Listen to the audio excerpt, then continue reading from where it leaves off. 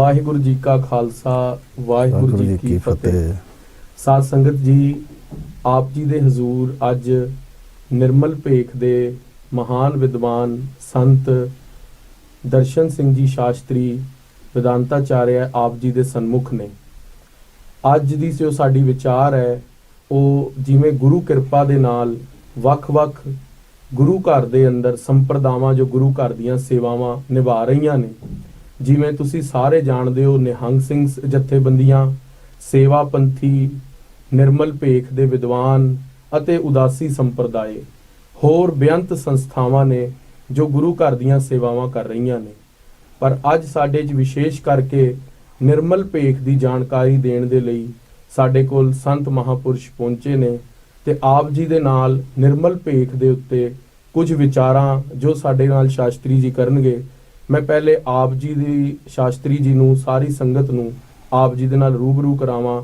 ਸ਼ਾਸਤਰੀ ਜੀ ਦੀ introduction ਉਹ ਆਪ ਜੀ ਨੂੰ ਕਰਵਾਉਣਗੇ। ਆਓ ਸਾਰੇ ਸ਼ਾਸਤਰੀ ਜੀ ਨੂੰ ਫਤਿਹ ਬੁਲਾ ਕੇ ਉਹਨਾਂ ਨੂੰ ਵੈਲਕਮ ਕਰੀਏ ਅਕਾਲ ਸਹਾਇ ਸਟੂਡੀਓ ਦੇ ਅੰਦਰ। ਵਾਹਿਗੁਰੂ ਜੀ ਕਾ ਖਾਲਸਾ ਵਾਹਿਗੁਰੂ ਜੀ ਕੀ ਫਤਿਹ। ਵਾਹਿਗੁਰੂ ਜੀ ਕਾ ਖਾਲਸਾ ਵਾਹਿਗੁਰੂ ਜੀ ਕੀ ਫਤਿਹ। ਗੁਰੂ ਰੂਪ ਸਾਧ ਸੰਗਤ ਜੀ, ਜਿੰਨੇ ਵੀ ਦਰਸ਼ਕ ਅਕਾਲ ਸਹਾਇ ਸਟੂਡੀਓ ਦੇ ਨਾਲ ਜੁੜੇ ਹੋਏ ਨੇ, ਸਾਰੀ ਸੰਗਤ ਨੂੰ ਵਾਹਿਗੁਰੂ ਜੀ ਕਾ ਖਾਲਸਾ ਵਾਹਿਗੁਰੂ ਜੀ ਕੀ ਫਤਿਹ।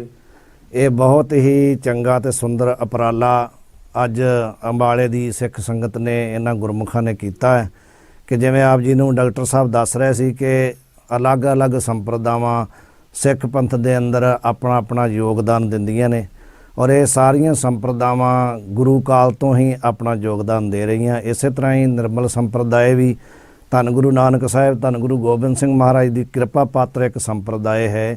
ਦਾਸ ਵੀ ਇਸ ਸੰਪਰਦਾਇ ਦਾ ਵਿਦਿਆਰਥੀ ਹੈ।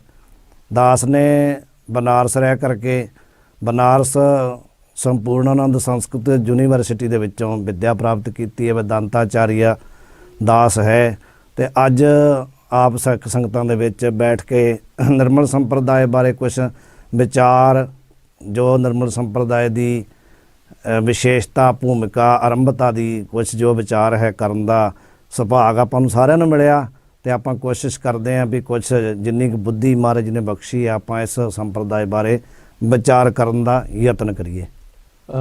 ਸ਼ਾਸਤਰੀ ਜੀ ਨੇ ਆਪਣੇ ਬਾਰੇ, ਆਪਣੀ ਵਿੱਦਿਆ ਦੇ ਅਧਿਐਨ ਬਾਰੇ, ਕਿੱਥੋਂ ਉਹਨਾਂ ਨੇ ਵਿੱਦਿਆ ਪ੍ਰਾਪਤ ਕੀਤੀ, ਉਹ ਆਪ ਜੀ ਨੂੰ ਸੰਖੇਪ ਵਿੱਚ ਦੱਸਿਆ ਹੈ। ਆਓ ਹੁਣ ਅਸੀਂ ਗੁਰੂ ਕਿਰਪਾ ਦੇ ਨਾਲ ਇਸ ਗੱਲ ਨੂੰ ਜਾਣਨਾ ਕਰੀਏ ਕਿ ਜੋ ਇਹਨਾਂ ਦੀ ਵੇਸ਼ਭੂਸ਼ਾ ਹੈ ਉਹ ਇੱਕ ਬੜਾ ਅਲੌਕਿਕ ਸਾਨੂੰ ਨਜ਼ਾਰਾ ਦੱਸਦੀ ਹੈ। ਬਹੁਤ ਇਹਨਾਂ ਦਾ ਦਿਵਯ ਸਰੂਪ ਹੈ। ਕਲਗੀਧਰ ਪਾਤਸ਼ਾਹ ਧੰਨ ਸ਼੍ਰੀ ਗੁਰੂ ਗੋਬਿੰਦ ਸਿੰਘ ਮਹਾਰਾਜ 10ਵੇਂ ਪਾਤਸ਼ਾਹ ਨੇ ਜੋ ਇਹਨਾਂ ਨੂੰ ਸਰੂਪ ਬਖਸ਼ਿਸ਼ ਕੀਤਾ ਹੈ। ਆਓ ਉਸ ਦੀ ਜਾਣਕਾਰੀ ਖੁੱਲ੍ਹ ਕੇ ਵਿਚਾਰਾਂ ਆਪ ਸਾਰੀ ਸੰਗਤ ਸਰਵਣ ਕਰੋ। ਸ਼ਾਸਤਰੀ ਜੀ ਨੂੰ ਅਸੀਂ ਪ੍ਰਸ਼ਨੋਤਰੀ ਰੂਪ ਦੇ ਅੰਦਰ ਨਿਰਮਲ ਭੇਖ ਦੇ ਬਾਰੇ ਕੁਝ ਸਵਾਲ ਪੁੱਛਣ ਦੀ ਇਜਾਜ਼ਤ ਚਾਹਾਂਗੇ ਤੇ ਉਸ ਤੋਂ ਉਪਰੰਤ ਫਿਰ ਸ਼ਾਸਤਰੀ ਜੀ ਆਪ ਜੀ ਨੂੰ ਦੱਸਣਗੇ ਕਿ ਕਿਸ ਤਰ੍ਹਾਂ ਉਹਨਾਂ ਨੇ ਨਿਰਮਲ ਭੇਖ ਦੇ ਅੰਦਰ ਵੱਖ-ਵੱਖ ਉਹਨਾਂ ਦਾ ਕੀ ਐਕਸਪੀਰੀਅੰਸ ਰਿਹਾ। ਨਿਰਮਲ ਭੇਖ ਦੇ ਅੰਦਰ ਉਹਨਾਂ ਨੇ ਕਿਸ ਤਰ੍ਹਾਂ ਗੁਰਮਤ ਦੇ ਗਿਆਨ ਨੂੰ ਪ੍ਰਾਪਤ ਕੀਤਾ, ਸਿੱਖੀ ਦੇ ਨਾਲ ਸੰਗਤਾਂ ਨੂੰ ਜੋੜਿਆ। ਉਹ ਸਾਰੀ ਜਾਣਕਾਰੀ ਅੱਜ ਸ਼ਾਸਤਰੀ ਜੀ ਤੋਂ ਅਸੀਂ ਲੈਣ ਦੀ ਉਹਨਾਂ ਤੋਂ ਖੇਚਲ ਚਾਹਾਂਗੇ ਵੀ ਉਹ ਸਾਰੀ ਸੰਗਤ ਨੂੰ ਇਹ ਗਿਆਨ ਕਰਵਾਉਣ। ਤੇ ਪਹਿਲਾ ਪ੍ਰਸ਼ਨ ਸ਼ਾਸਤਰੀ ਜੀ ਜੋ ਅਸੀਂ ਅੰਬਾਲੇ ਤੋਂ ਸਿੰਘ ਸਾਹਿਬ ਗਿਆਨੀ ਸ਼ੇਰ ਸਿੰਘ ਜੀ ਦੀ ਪ੍ਰੇਰਣਾ ਸਦਕਾ ਨਿਰਮਲ ਭੇਖ ਬਾਰੇ ਅਸੀਂ ਆਪ ਜੀ ਨੂੰ ਮਿਲੇ ਤੇ ਹੋਰ ਨਿਰਮਲ ਭੇਖ ਦੇ ਉਦਾਸੀ ਸੰਤਾਂ ਨੂੰ ਵੀ ਅਸੀਂ ਮਿਲਦੇ ਰਹਿੰਦੇ ਹਾਂ। ਸਾਡਾ ਇੱਕ ਸਾਰਿਆਂ ਦਾ ਪ੍ਰਸ਼ਨ ਹੈ ਸੰਗਤ ਦਾ ਵੀ ਕਿ ਨਿਰਮਲ ਭੇਖ ਦੀ ਜੋ ਪ੍ਰਾਰੰਭਤਾ ਹੈ, ਜੋ ਸਟਾਰਟਿੰਗ ਹੈ, ਜੋ ਇਨੀਸ਼ੀਏਸ਼ਨ ਹੈ, ਉਹ ਸਾਨੂੰ ਦੱਸੋ ਵੀ ਕਿੱਧਰੋਂ ਹੋਈ, ਨਿਰਮਲ ਭੇਖ ਕਿਸ ਤਰ੍ਹਾਂ ਹੋਣ ਦੀ ਚਾਹਿਆ। ਨਿਰਮਲ ਸੰਪਰਦਾਇ ਦੀ ਹੋਂਦ, ਆਰੰਭਤਾ ਜਾਂ ਜਿਹੜੀ ਸ਼ੁਰੂਆਤ ਹੈ ਇਹ ਤੇ ਸਾਧ ਸੰਗਤ ਜੀ ਗੁਰੂ ਨਾਨਕ ਸਾਹਿਬ ਜੀ ਤੋਂ ਹੋਈ ਹੈ। ਜਦੋਂ ਧੰਨ ਗੁਰੂ ਨਾਨਕ ਸਾਹਿਬ ਜੀ ਸੁਲਤਾਨਪੁਰ ਦੀ ਧਰਤੀ ਤੇ ਸਨ ਤੇ ਆਪ ਸਭ ਸੰਗਤਾਂ ਨੂੰ ਜਾਣਦੇ ਹੋ ਕਿ ਜਦੋਂ ਮਹਾਰਾਜ ਜੀ ਨੇ ਡੁਬਕੀ ਮਾਰ ਕਰਕੇ ਸੱਚਖੰਡ ਵਿੱਚ ਜਾ ਕਰਕੇ ਪਰਮਪਿਤਾ ਪਰਮਾਤਮਾ ਦੇ ਨਾਲ ਦਰਸ਼ਨ ਕੀਤੇ, ਬਚਨ ਬਿਲਾਸ ਕੀਤੇ, ਸੋਦਰ ਦਾ ਪਾਠ ਮੂਲ ਮੰਤਰ ਸਤਿਗੁਰੂ ਜੀ ਲੈ ਕਰਕੇ ਆਏ। ਉਹ ਉਸ ਸਮੇਂ ਦੀ ਘਟਨਾ ਹੈ ਕਿ ਉੱਥੇ ਮਹਾਰਾਜ ਜੀ ਦੀ ਸੇਵਾ ਦੇ ਵਿੱਚ ਜਿਹੜੇ ਸਿੱਖ ਸਨ ਉਹਨਾਂ ਵਿੱਚ ਇੱਕ ਬੜੇ ਸਤਿਕਾਰਯੋਗ ਮਹਾਂਪੁਰਖ ਜਿਨ੍ਹਾਂ ਨੂੰ ਆਪ ਜੀ ਜਾਣਦੇ, ਮਲਸੀਆਂ ਨਗਰ ਪੈਂਦਾ ਸੁਲਤਾਨਪੁਰ ਦੇ ਕੋਲ, ਉੱਥੋਂ ਦੇ ਵਸਨੀਕ ਸਨ ਭਾਈ ਭਾਗੀਰਥ ਜੀ ਮਹਾਰਾਜ, ਜਿਨ੍ਹਾਂ ਦਾ ਜ਼ਿਕਰ ਇਤਿਹਾਸ ਦੇ ਵਿੱਚ ਬਕਾਇਦਾ ਸੂਰਜ ਪ੍ਰਕਾਸ਼ ਨਾਨਕ ਪ੍ਰਕਾਸ਼ ਵਿੱਚ ਹੈ, ਉਹ ਵੀ ਮਹਾਰਾਜ ਜੀ ਦੀ ਸੇਵਾ ਵਿੱਚ ਰਹਿੰਦੇ ਸਨ ਜੀ। ਤੇ ਜਦੋਂ ਸਤਿਗੁਰੂ ਜੀ ਇਸ਼ਨਾਨ ਦੇ ਬਹਾਨੇ ਕਰਕੇ ਜਗਤ ਦਾ ਉଦ୍ਧਾਰ ਕਰਨ ਵਾਸਤੇ ਡੁਬਕੀ ਮਾਰੀ ਹੈ, ਤੇ ਜਦੋਂ ਫਿਰ ਤੀਸਰੇ ਦਿਨ ਸਤਿਗੁਰੂ ਜੀ ਬਾਹਰ ਆਏ, ਪ੍ਰਗਟ ਹੋਏ, ਉਸ ਸਮੇਂ ਭਾਈ ਭਗੀਰਥ ਜੀ ਉਸ ਸਮੇਂ ਉਸ ਕਿਨਾਰੇ ਤੇ ਹਾਜ਼ਰ ਸਨ, ਤੱਟ ਦੇ ਉੱਤੇ। ਹਾਂ, ਤੱਟ ਦੇ ਉੱਤੇ ਹਾਜ਼ਰ ਸਨ। ਸਤ ਬਚਨ। ਤੇ ਜਦੋਂ ਸਤਿਗੁਰੂ ਜੀ ਬਾਹਰ ਆਏ, ਉਹ ਸਤਿਗੁਰੂ ਜੀ ਦਾ ਦਰਸ਼ਨ, ਉਹਨਾਂ ਦਾ ਵੇਸ਼ ਵੀ ਅਲੌਕਿਕ ਸੀ। ਆਹਾ।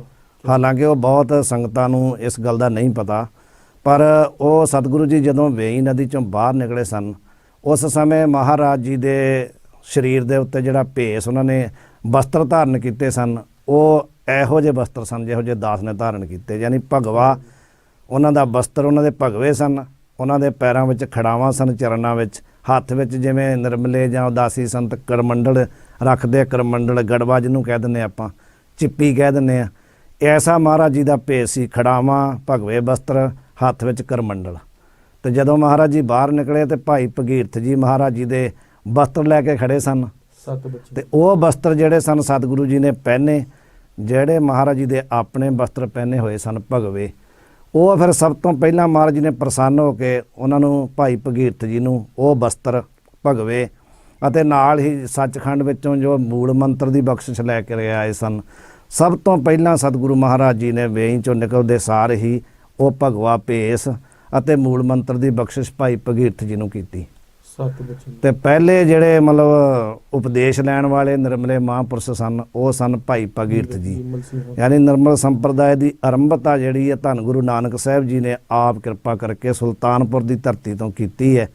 ਉੱਥੇ ਹੀ ਬਾਣੀ ਦਾ ਆਗਾਜ਼ ਵੀ ਹੋਇਆ, ਆਰੰਭਤਾ ਵੀ ਹੋਈ, ਕਿਉਂਕਿ ਮੂਲ ਮੰਤਰ ਦੀ ਬਖਸ਼ਿਸ਼ ਉੱਥੋਂ ਹੀ ਸਤਿਗੁਰੂ ਜੀ ਨੇ ਕਿਰਪਾ ਕੀਤੀ ਤੇ ਸਭ ਤੋਂ ਪਹਿਲੇ ਅਧਿਕਾਰੀ ਮੂਲ ਮੰਤਰ ਦੇ ਤੇ ਇਸ ਪੇਸ਼ ਦੇ ਭਾਈ ਭਗੀਰਥ ਜੀ ਹੋਏ। ਤੇ ਉਸ ਹਾਂਜੀ, ਉਸ ਤੋਂ ਆਰੰਭਤਾ ਹੋਈ ਹੈ। ਸਤ ਬਚਨ। ਤੇ ਉਸ ਤੋਂ ਬਾਅਦ ਫਿਰ ਅੱਗੇ ਜਿੰਨੇ ਗੁਰੂ ਸਾਹਿਬਾਨ ਹੋਏ, ਗੁਰੂ ਅੰਗਦ ਦੇਵ ਜੀ ਜਾਂ ਗੁਰੂ ਅਮਰਦਾਸ ਜੀ ਮਹਾਰਾਜ, ਉਹਨਾਂ ਸਾਰੇ ਗੁਰੂ ਸਾਹਿਬਾਨਾਂ ਦੇ ਟਾਈਮ ਵੱਖ-ਵੱਖ ਸਮੇਂ ਨਿਰਮਲੇ ਸੰਤ ਗੁਰੂ ਸਾਹਿਬਾਨਾਂ ਤੋਂ ਉਪਦੇਸ਼ ਲੈਂਦੇ ਰਹੇ, ਮੰਤਰ ਲੈਂਦੇ ਰਹੇ, ਕਮਾਈ ਕਰਦੇ ਰਹੇ। ਤੇ ਜਦੋਂ ਫਿਰ ਚੱਲਦੇ ਮਹਾਰਾਜ ਦੀ ਕਿਰਪਾ ਦੇ ਸਦਕਾ ਧੰਨ ਗੁਰੂ ਗੋਬਿੰਦ ਸਿੰਘ ਮਹਾਰਾਜ ਜੀ 10ਵਾਂ ਜਾਮਾ ਧਾਰਨ ਕੀਤਾ ਗੁਰੂ ਨਾਨਕ ਸਾਹਿਬ ਜੀ ਨੇ, ਉਦੋਂ ਇਹ ਵਿਸ਼ੇਸ਼ ਜਿਹੜੀ ਵਿੱਦਿਆ ਦੀ ਟਕਸਾਲ, ਵਿੱਦਿਆ ਦੀ ਜਿਹੜੀ ਪਰੰਪਰਾ ਆਰੰਭ ਹੋਈ ਹੈ, ਇਹ ਗੁਰੂ ਨਾਨਕ ਸਾਹਿਬ ਜੀ ਤੇ ਚੱਲਦੇ ਗੁਰੂ ਗੋਬਿੰਦ ਸਿੰਘ ਜੀ ਤੱਕ ਮੁਕੰਮਲਤਾ ਹੋਈ ਹੈ। ਆਰੰਭਤਾ ਗੁਰੂ ਨਾਨਕ ਸਾਹਿਬ ਜੀ ਤੋਂ ਹੋਈ ਹੈ, ਪਰ ਜਿਹੜੀ ਇਹ ਵਿੱਦਿਆ ਦੀ ਬਖਸ਼ਿਸ਼ ਹੈ, ਹਾਲਾਂਕਿ ਗੁਰੂ ਨਾਨਕ ਸਾਹਿਬ, ਗੁਰੂ ਗੋਬਿੰਦ ਸਿੰਘ ਜੀ ਦੋਨਾਂ ਸਰੂਪਾਂ ਵਿੱਚ ਕੋਈ ਫਰਕ ਨਹੀਂ ਹੈ, ਪਰ ਸਤਿਗੁਰੂ ਜੀ ਦੀ ਆਪਣੀ ਮੌਜ ਹੈ ਕਿ ਜਦੋਂ 10ਵੇਂ ਪਾਤਸ਼ਾਹ ਮਹਾਰਾਜ ਜੀ ਪੌਂਟਾ ਸਾਹਿਬ ਸਨ, ਤੇ ਪੌਂਟਾ ਸਾਹਿਬ ਦੀ ਧਰਤੀ ਤੇ ਮਹਾਰਾਜ ਜੀ ਅਨੇਕ ਕੌਤਕ ਉਹਨਾਂ ਨੇ ਕੀਤੇ, ਲੀਲਾਵਾਂ ਕੀਤੀਆਂ, ਜਿੱਥੇ ਉਹਨਾਂ ਦੇ ਦਰਬਾਰ ਵਿੱਚ 52 ਅਲੱਗ-ਅਲੱਗ ਭਾਸ਼ਾ ਦੇ ਕਵੀ ਵਿਦਵਾਨ ਰਹਿੰਦੇ ਸਨ। ਉੱਥੇ ਸਤਿਗੁਰੂ ਜੀ ਆਪਣੇ ਸਿੱਖਾਂ ਨੂੰ ਸ਼ਸਤਰ ਵਿੱਦਿਆ ਦੀ ਪ੍ਰਵੀਣਤਾ ਬਖਸ਼ਿਸ਼ਦੇ ਸਨ। ਹਰ ਰੋਜ਼ ਸ਼ਸਤਰ ਵਿੱਦਿਆ ਦਾ ਅਭਿਆਸ ਕਰਾਉਣਾ, ਯੁੱਧ ਦਾ ਅਭਿਆਸ ਕਰਾਉਣਾ। ਉਸੇ ਦੌਰਾਨ ਹੀ ਸਤਿਗੁਰੂ ਜੀ ਨੇ ਇੱਕ ਵਿੱਦਿਆ ਦਾ ਵੀ ਸੰਕਲਪ ਕੀਤਾ। ਸ਼੍ਰੀ ਗੁਰੂ ਗੋਬਿੰਦ ਸਿੰਘ ਹਾਂ, ਸੱਚੇ ਪਾਤਸ਼ਾਹ ਗੁਰੂ ਗੋਬਿੰਦ ਸਿੰਘ ਜੀ ਨੇ ਵੀ ਜਿੱਥੇ ਸਿੱਖਾਂ ਨੂੰ ਅਸੀਂ ਸ਼ਸਤਰ ਵਿੱਦਿਆ ਦੇ ਵਿੱਚ ਪ੍ਰਵੀਣ ਕਰ ਰਹੇ ਹਾਂ, ਉੱਥੇ ਨਾਲ ਇਹਨਾਂ ਨੂੰ ਸ਼ਾਸਤਰ ਵਿੱਦਿਆ ਵੀ ਚਾਹੀਦੀ ਹੈ। ਬੁੱਧੀ ਤੀਵਰ ਹੋਵੇ। ਹਾਂ, ਵੀ ਇਹਨਾਂ ਨੇ ਸ਼ਸਤਰ ਦਾ, ਹਾਂ, ਗੁਰਬਾਣੀ ਦਾ ਅਧਿਐਨ ਵੀ ਹੋਵੇ, ਔਰ ਸ਼ਸਤਰ ਦੇ ਨਾਲ ਕੱਲ ਨੂੰ ਇਹਨਾਂ ਨੇ ਮਤਲਬ ਸ਼ਸਤਰ ਦਾ ਪ੍ਰਯੋਗ ਕਰਨਾ ਹੈ ਜੀ ਜੀ। ਤੇ ਸ਼ਸਤਰ ਦੀ ਵਰਤੋਂ ਕਿੱਥੇ ਕਰਨੀ ਹੈ, ਉਹਦੇ ਵਾਸਤੇ ਇਹਨਾਂ ਨੂੰ ਮਤਲਬ ਸ਼ਾਸਤਰ ਦੇ ਨਾਲ ਜ਼ਰੂਰੀ ਜੁੜਨਾ ਪਏਗਾ। ਤੇ ਉਹਨਾਂ ਨੇ ਫਿਰ ਸੰਕਲਪ ਕਰਕੇ ਤੇ ਸਿੱਖਾਂ ਨੂੰ, ਇੱਕ ਮਹਾਰਾਜ ਜੀ ਦੇ ਕੋਲ ਪੰਡਤ ਰਹਿੰਦੇ ਸਨ, ਰਘੂਨਾਥ ਜੀ ਉਹਨਾਂ ਦਾ ਨਾਂ ਸੀ ਜੀ, ਉੱਥੇ ਉਹਨਾਂ ਵਿਦਵਾਨਾਂ 'ਚ ਜੀ। ਤੇ ਕੁਝ ਸਿੱਖਾਂ ਨੂੰ ਮਹਾਰਾਜ ਜੀ ਨੇ ਪੰਡਤ ਰਘੂਨਾਥ ਜੀ ਦੇ ਕੋਲ ਸੰਸਕ੍ਰਿਤ ਵਿੱਦਿਆ ਪੜ੍ਹਨ ਵਾਸਤੇ ਬਿਠਾਇਆ ਜੀ। ਵੀ ਪੰਡਤ ਜੀ ਤੁਸੀਂ ਇਹਨਾਂ ਨੂੰ ਸੰਸਕ੍ਰਿਤ ਵਿੱਦਿਆ ਪੜ੍ਹਾਇਆ ਕਰੋ। ਉਹ ਕਿਉਂ ਬਿਠਾਇਆ ਗਿਆ? ਕਿਉਂਕਿ ਉਸ ਸਮੇਂ ਜਿੰਨਾ ਵੀ ਪੁਰਾਣਾ ਜੋ ਸਨਾਤਨ ਸਾਹਿਤ ਸੀ, ਉਹ ਸਾਰਾ ਸੰਸਕ੍ਰਿਤ ਵਿੱਚ ਸੀ। ਸੰਸਕ੍ਰਿਤ ਦੇਵ ਭਾਸ਼ਾ ਮੰਨੀ ਜਾਂਦੀ ਹੈ, ਸਾਰੀਆਂ ਭਾਸ਼ਾਵਾਂ ਦੀ ਜਨਨੀ ਮੰਨੀ ਜਾਂਦੀ ਹੈ। ਤੇ ਕਲਗੀਧਰ ਪਾਤਸ਼ਾਹ ਮਹਾਰਾਜ ਜੀ ਨੂੰ ਵੀ ਮਤਲਬ ਅਲੱਗ-ਅਲੱਗ ਭਾਸ਼ਾ ਦਾ ਵੀ ਰੁਚੀ ਸੀ। ਤੇ ਪੰਡਤ ਜੀ ਦੇ ਕੋਲ ਫਿਰ ਜਦੋਂ ਸਿੱਖਾਂ ਨੂੰ ਬਿਠਾਇਆ ਤੇ ਸਿੱਖਾਂ ਨੇ ਪੜ੍ਹਨਾ ਸ਼ੁਰੂ ਕੀਤਾ। ਲੇਕਿਨ ਕੁਛ ਜਿਹੜੇ ਪੰਡਿਤ, ਵਿਦਵਾਨ, ਬ੍ਰਾਹਮਣ ਲੋਕ ਉਸ ਸਮੇਂ ਦੇ ਸਨ, ਉਹ ਜਾਤੀ ਪਾਤੀ ਦਾ ਬਹੁਤ ਜ਼ਿਆਦਾ ਰੱਖਦੇ ਸੀ ਖਿਆਲ, ਭਈ ਉੱਚ ਜਾਤੀ ਵਾਲੇ ਨੂੰ ਉਹ ਵਿੱਦਿਆ ਪੜ੍ਹਾਉਂਦੇ ਸੀ, ਜਿਹਨੂੰ ਛੋਟੀ ਜਾਤੀ ਵਾਲੇ ਹਾਲਾਂਕਿ ਆਪਣੇ ਗੁਰਮਤਿ ਦੇ ਵਿੱਚ ਗੁਰੂ ਘਰ ਦੇ ਵਿੱਚ ਕੋਈ ਜਾਤੀ ਪਾਤੀ ਦਾ ਨਹੀਂ ਹੈ, ਨਹੀਂ। ਪਰ ਉਹ ਲੋਕ ਮੰਨਦੇ ਸੀ। ਹਾਂ, ਅੱਜ ਵੀ ਅੱਜ ਵੀ ਹੈ। ਸਾਰੀਆਂ ਅਲੱਗ-ਅਲੱਗ ਆਪਣੀ ਆਪਣੀ ਵਿਚਾਰ ਹੈ। ਤੇ ਫਿਰ 2-4 ਦਿਨ ਜਦੋਂ ਸਿੱਖਾਂ ਨੇ ਪੰਡਤ ਜੀ ਤੋਂ ਵਿੱਦਿਆ ਪੜ੍ਹੀ, ਹੌਲੀ ਹੌਲੀ ਉਹਨਾਂ ਦੀ ਸਿੱਖਾਂ ਦੇ ਨਾਲ ਗੱਲਬਾਤ ਜਿਵੇਂ ਚੱਲੀ ਵਿਦਿਆਰਥੀ ਰੂਪ 'ਚ, ਜੀ। ਤੇ ਉਹਨਾਂ ਨੇ ਉਹਨਾਂ ਦੀ ਜਾਤੀ ਪੁੱਛੀ ਵੀ ਤੁਸੀਂ ਕੌਣ ਕੌਣ ਹੋ, ਕਿਹੜੀ ਕਿਹੜੀ ਜਾਤੀ ਦੇ ਹੋ। ਤੇ ਉਹਨਾਂ ਨੇ ਸਾਰਿਆਂ ਨੇ ਦੱਸਿਆ ਵੀ ਅਸੀਂ ਤੇ ਮਹਾਰਾਜ ਜੀ ਕੋਈ ਸ਼ੀਂਬਾ ਸਿੰਘ ਹੈ, ਕੋਈ ਮਤਲਬ ਜੱਟ ਹੈ, ਕੋਈ ਸੁਨਿਆਰਾ ਹੈ। ਅਲੱਗ-ਅਲੱਗ ਸਾਰੇ ਮਹਾਰਾਜ ਦੇ ਕੋਲ ਰਹਿੰਦੇ ਸਨ। ਉੱਥੇ ਕੋਈ ਜਾਤੀ ਦਾ ਮਤਲਬ ਨਹੀਂ ਸੀ। ਪਰ ਪੰਡਤ ਜੀ ਜਿਹੜੇ ਸਨ ਉਹਨਾਂ ਨੇ ਜਦੋਂ ਜਾਤੀ ਸੁਣੀ ਵਿਦਿਆ ਪੜ੍ਹਾਉਣ ਉਹਨਾਂ ਨੂੰ ਮਤਲਬ ਇਹ ਹੋ ਗਿਆ ਵੀ ਮਤਲਬ ਸਾਡਾ ਜਿਹੜਾ ਨਿਯਮ ਹੈ ਉਹਦੇ ਅਨੁਸਾਰ ਸਾਨੂੰ ਮਤਲਬ ਅਸੀਂ ਆਪਣੇ ਸਮਾਜ ਤੋਂ ਬਹਿਸ਼ਕ੍ਰਿਤ ਹੋ ਜਾਾਂਗੇ। ਹਾਂ, ਬਿਲਕੁਲ। ਉਹਨਾਂ ਕਿਹਾ ਵੀ ਸਾਨੂੰ ਸਾਡਾ ਸਮਾਜ ਜਿਹੜਾ ਆ ਬਹਿਸ਼ਕਾਰ ਕਰ ਦੇਗਾ ਵੀ ਮੈਂ ਤੁਹਾਨੂੰ ਵਿੱਦਿਆ ਨਹੀਂ ਪੜ੍ਹਾ ਸਕਦਾ।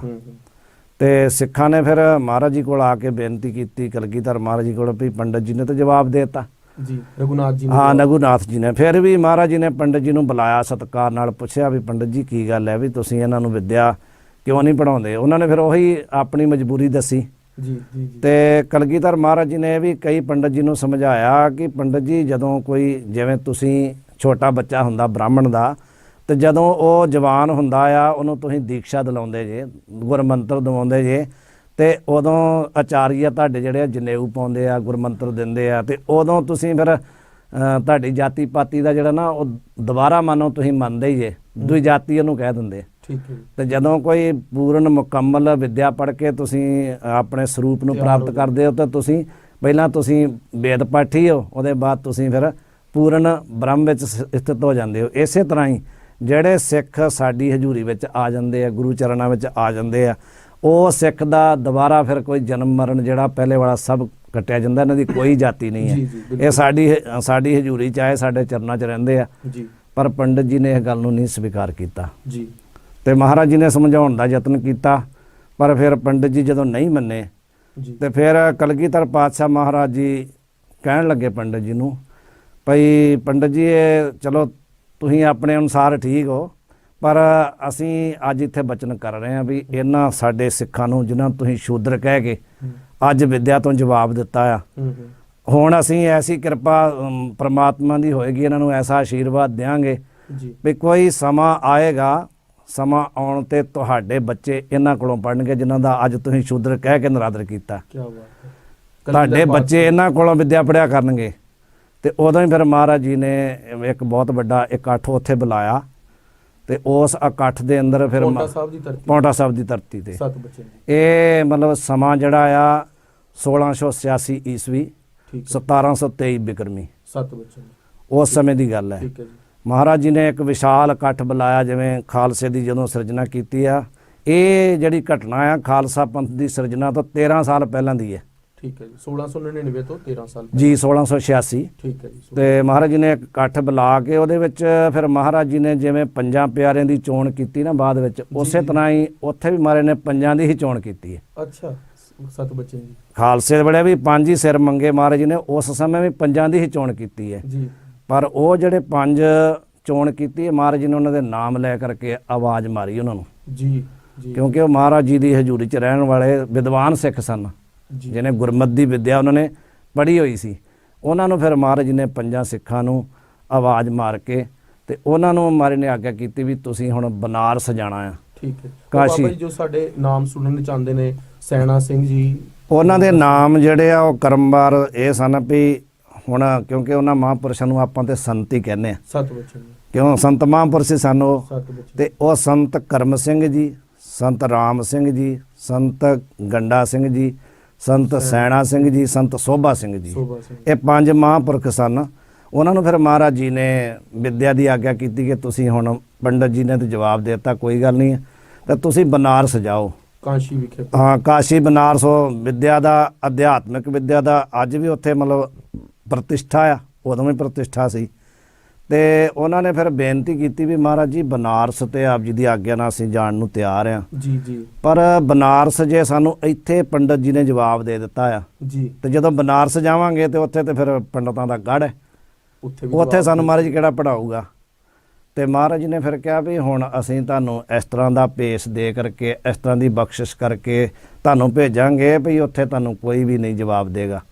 ਜੀ। ਫਿਰ ਮਹਾਰਾਜ ਜੀ ਨੇ ਉਹਨਾਂ ਮਹਾਂਪੁਰਸ਼ਾਂ ਨੂੰ ਫਿਰ ਦੁਬਾਰਾ ਉੱਥੇ ਮਹਾਰਾਜ ਜੀ ਨੇ ਜਿਹੜੇ ਇਹ ਗੇਰੂ ਬਸਤਰ ਜਿਹੜੇ ਮੈਂ ਦਾਸ ਨੇ ਪਹਿਨੇ ਹੋਏ ਆ, ਸਤਿਵਚਨ ਬਾਬਾ ਜੀ। ਇਸ ਤਰ੍ਹਾਂ ਦੇ ਗੇਰੂ ਬਸਤਰ ਮਹਾਰਾਜ ਜੀ ਨੇ ਉਹਨਾਂ ਨੂੰ ਫਿਰ ਗੇਰੂ ਲਗਾ ਕੇ ਆਪ ਉਹਨਾਂ ਨੂੰ ਗਾਤੀ ਬੋਲਦੇ, ਗਾਤੀ ਜਿਵੇਂ ਮੈਂ ਲਾਈ ਹੋਈ ਇਹਨੂੰ ਗਾਤੀ ਕਹਿ ਦਿੰਦੇ, ਜੀ ਉਹ ਉਹਨਾਂ ਨੂੰ ਗਾਤੀਆਂ ਲਗਵਾ ਕੇ ਹੱਥ ਵਿੱਚ ਚਿੱਪੀਆਂ, ਗਲ ਵਿੱਚ ਰੁਦਰਾਕਸ਼ ਦੀ ਮਾਲਾ, ਜੀ ਪੈਰਾਂ ਵਿੱਚ ਖੜਾਵਾਂ, ਜਿਵੇਂ ਬ੍ਰਹਮਚਾਰੀਆਂ ਵਾਲਾ ਸੰਨਿਆਸੀਆਂ ਵਾਲਾ ਭੇਸ ਦੇ ਕੇ ਨਾ ਮਹਾਰਾਜ ਜੀ ਨੇ ਸਤ ਜੀ। ਫਿਰ ਉਹਨਾਂ ਨੂੰ ਬਹੁਤ ਮਤਲਬ ਬਚਨ ਜਿਹੜੇ ਬਖਸ਼ਿਸ਼ ਭਰੇ ਬਚਨ ਮਹਾਰਾਜ ਨੇ ਜਾਣ ਲੱਗਿਆ ਆਸ਼ੀਰਵਾਦ ਦਿੱਤੀ ਭਈ ਜਦੋਂ ਤੁਸੀਂ ਬਨਾਰਸ ਜਾਓਗੇ ਸਾਡਾ ਆਸ਼ੀਰਵਾਦ 24 ਘੰਟੇ ਮਤਲਬ ਸਵਾਸ ਤੁਹਾਡੇ ਨਾਲ ਹੈ। ਜੀ, ਜੀ, ਤੇ ਬਨਾਰਸ ਦੇ ਅੰਦਰ ਜਿਹੜੀ ਵਿੱਦਿਆ ਲੋਕ ਸਾਲਾਂ ਵਿੱਚ ਪੜ੍ਹਦੇ ਆ, ਜੀ। ਉਹ ਸਾਡੀ ਕਿਰਪਾ ਨਾਲ ਤੁਸੀਂ ਮਹੀਨਿਆਂ 'ਚ ਪੜੋਗੇ। ਕਿਆ ਬਾਤ। ਜਿਹੜੀ ਲੋਕ ਮਹੀਨਿਆਂ 'ਚ ਪੜ੍ਹਦੇ ਆ, ਪਾਤਸ਼ਾਹ ਨੇ ਵਰ ਦਿੱਤਾ। ਕਲਗੀਧਰ ਪਾਤਸ਼ਾਹ ਨੇ ਅਨੇਕਾਂ ਵਰ ਦਿੱਤੇ। ਉਹ ਸਾਰੇ ਜਿਹੜੇ ਬਚਨ ਆ ਵੈਸੇ ਸਾਡੇ ਸਤਿਕਾਰਯੋਗ ਨਿਰਮਲ ਭੇਖ ਦੇ ਜਿਹੜੇ ਮਹਾਨ ਵਿਦਵਾਨ ਹੈ, ਜੀ ਜੀ। ਸੰਤ ਗਿਆਨੀ ਗਿਆਨ ਸਿੰਘ ਜੀ, ਅੱਛਾ ਜੀ। ਉਹ ਸ੍ਰੀ ਗੁਰੂ ਪੰਥ ਪ੍ਰਕਾਸ਼ ਵਿੱਚ ਖੁਦ ਲਿਖਦੇ ਆ। ਉਹਨਾਂ ਇਹ ਸਾਰਾ ਇਤਿਹਾਸ ਲਿਖਿਆ ਹੈ ਬਕਾਇਦਾ। ਜੀ ਜੀ। ਪਟਨਾ ਪੌਂਟਾ ਸਾਹਿਬ ਤੋਂ ਜਿਵੇਂ ਚੱਲੇ, ਜਿਵੇਂ ਉੱਥੇ ਜਾ ਕੇ ਪੜ੍ਹੇ, ਉਹਨਾਂ ਵਿਸਤਾਰ ਸਹਿਤ ਲਿਖਿਆ। ਸੰਗਤ ਜੀ ਇਹ ਵੀ ਗੱਲ ਬਹੁਤ ਨੋਟ ਕਰਨ ਵਾਲੀ ਹੈ ਜੋ ਜੀ। ਸੰਤ ਜੀ ਨੇ ਦੱਸੀ ਹੈ ਜੀ। ਵੀ ਪੰਥ ਪ੍ਰਕਾਸ਼ ਜੋ ਕਿ ਇੱਕ ਮਹਾਨ ਸਾਡੇ ਕੋਲ ਸਾਹਿਤ ਹੈ ਗੁਰੂ ਇਤਿਹਾਸ ਦਾ, ਜੀ। ਵੀ ਉਹਦੇ ਜੋ ਰਚਨਹਾਰ ਨੇ ਯਾਨੀ ਗਿਆਨ ਸਿੰਘ ਜੀ, ਉਹਨਾਂ ਨੇ ਸਾਰੀ ਇਸ ਗੱਲ ਦੀ ਵੇਰਵਾ ਤਰਤੀਬ ਦੇ ਅੰਦਰ ਲਿਖਿਆ ਤੇ ਤੁਸੀਂ ਉਹਦੇ ਅੰਦਰ ਡਿਟੇਲ ਚ ਵੀ ਪੜ੍ਹ ਸਕਦੇ ਹੋ। ਬਿਲਕੁਲ। ਤੇ ਅਸੀਂ ਸ਼ਾਸਤਰੀ ਜੀ ਫਿਰ ਜਦੋਂ ਉਹ ਵਿੱਦਿਆ ਪ੍ਰਾਪਤ ਕੀਤੀ ਉਹਨਾਂ ਫਿਰ ਉਹ ਵਿੱਦਿਆ ਪ੍ਰਾਪਤ ਕਰਨ ਗਏ, ਜਦੋਂ ਉੱਥੇ ਜਾ ਕੇ ਉਹਨਾਂ ਨੇ ਫਿਰ ਮਤਲਬ ਉੱਥੇ ਅਸਥਾਨ ਆ, ਅੱਜ ਵੀ ਅਸਥਾਨ ਹੈ ਕਾਸ਼ੀ ਬਨਾਰਸ ਦੇ ਵਿੱਚ, ਉਹਨੂੰ ਹੁਣ ਕਹਿੰਦੇ ਆ ਉਹ ਜਿਹੜਾ ਸਥਾਨ ਜਿੱਥੇ ਹੋ ਰਿਹਾ ਉਹਨੂੰ ਚੇਤਨ ਮੱਠ ਕਰਕੇ ਕਹਿੰਦੇ, ਚੇਤਨ ਮੱਠ। ਠੀਕ ਹੈ। ਉਹ ਉੱਥੇ ਗੁਰੂ ਘਰ ਬਣਿਆ ਹੋਇਆ ਉੱਥੇ ਆਪਣਾ ਹਾਂ ਗੁਰੂ ਘਰ ਜਿਵੇਂ ਆਪਣਾ ਸਥਾਨ ਆ ਨਿਰਮਲ ਸੰਪਰਦਾਇ ਦੇ ਕੋਲ ਹੀ ਆ, ਉਹ ਡੇਰਾ ਕਹਿ ਦਈਏ, ਸਥਾਨ ਕਹਿ ਦਈਏ। ਉਸੇ ਹੀ ਸਥਾਨ ਤੇ ਬਾਅਦ ਵਿੱਚ ਜਦੋਂ ਭਾਈ ਗੁਰਦਾਸ ਜੀ ਗਏ ਆ, ਜੀ ਜੀ, ਘੋੜਿਆਂ ਦਾ ਵਪਾਰ ਕਰਨ ਤੋਂ ਬਾਅਦ ਉਧਰ ਨੂੰ ਗਏ ਆ, ਉਸੇ ਸਥਾਨ ਤੇ ਭਾਈ ਗੁਰਦਾਸ ਜੀ ਵੀ ਤਕਰੀਬਨ 1.5 ਪੌਣੇ 2 ਸਾਲ ਉੱਥੇ ਰੁਕੇ। ਭਾਈ ਗੁਰਦਾਸ ਜੀ ਵੀ ਭਾਈ ਗੁਰਦਾਸ ਜੀ ਜਦੋਂ ਗਏ ਆ ਜੀ ਜੀ, ਤੇ ਜਾਨੀ ਉੱਥੇ ਜਾ ਕੇ ਮਹਾਂਪੁਰਸ਼ਾਂ ਨੇ, ਉਸ ਸਮੇਂ ਸਥਾਨ ਨਹੀਂ ਸੀ, ਉਸ ਸਮੇਂ ਤੇ ਜੰਗਲ ਜਿਵੇਂ ਹੁੰਦੇ ਸੀ, ਉਹਨਾਂ ਨੇ ਉੱਥੇ ਇੱਕ ਬੋਹੜ ਦਾ ਰੁੱਖ ਸੀ, ਜੀ ਉਹਦੇ ਥੱਲੇ ਜਾ ਕੇ ਉਹਨਾਂ ਨੇ ਆਪਣੀਆਂ ਝੌਂਪੜੀਆਂ ਪਾ ਲਈਆਂ ਤੇ ਆਸਣ ਲਾ ਲਏ ਤੇ ਪੜ੍ਹਨਾ ਸ਼ੁਰੂ ਕੀਤਾ। ਉਸ ਸਮੇਂ ਜਿਵੇਂ ਸਾਧੂਆਂ ਦਾ ਭੇਸ ਹੁੰਦਾ ਆ, ਸਵੇਰੇ ਜਾਂਦੇ ਸੀ ਉੱਥੇ ਪ੍ਰੇਮੀ ਭਗਤਾਂ ਦੇ ਘਰਾਂ 'ਚ ਆਪਣੀ ਭਿਕਸ਼ਾ ਕਰਦੇ ਸੀ, ਪ੍ਰਸ਼ਾਦਾ ਲੈ ਕੇ ਤੇ ਛਕ ਕੇ ਤੇ ਮਤਲਬ ਪੜ੍ਹਦੇ ਰਹਿੰਦੇ ਸੀ। ਉਹਨਾਂ ਦੀ ਬੜੀ ਮਹਾਰਾਜ ਦੀ ਕਿਰਪਾ ਨਾਲ ਘਾਲਣਾ ਵੀ ਘਾਲੀ, ਕਿਉਂਕਿ ਔਖਾ ਸਮਾਂ ਸੀ। ਬਨਾਰਸ ਦੇ ਵਿੱਚ ਜਾਣਾ ਹੀ ਬੜਾ ਆਪਣੇ ਵਾਜ ਇੱਕ ਰਿਕਾਰਡ ਹੈ। ਜੀ ਜੀ। ਤੇ ਜਦੋਂ ਉੱਥੇ ਗਏ ਜਾਨੀ ਬੜੀ ਉਹਨਾਂ ਮਸ਼ੱਕਤ ਦੇ ਨਾਲ ਸਾਰੀ ਵੇਦ ਵਿਦੰਗ ਦੀ ਵਿੱਦਿਆ ਇਕੱਠੀ ਕੀਤੀ ਜੀ। ਤੇ ਉੱਥੇ ਉਹਨਾਂ ਦਾ ਜਸ਼ ਵੀ ਬਹੁਤ ਹੋਇਆ ਜੀ। ਅਨੇਕਾਂ ਜਾਨੀ ਬੜਾ ਲੰਬਾ ਇਤਿਹਾਸ ਹੈ ਜੀ। ਕਿ ਬੜੀ ਬਖਸ਼ਿਸ਼ ਉਹਨਾਂ ਤੇ ਸੀ ਮਹਾਰਾਜ ਜੀ ਦੀ।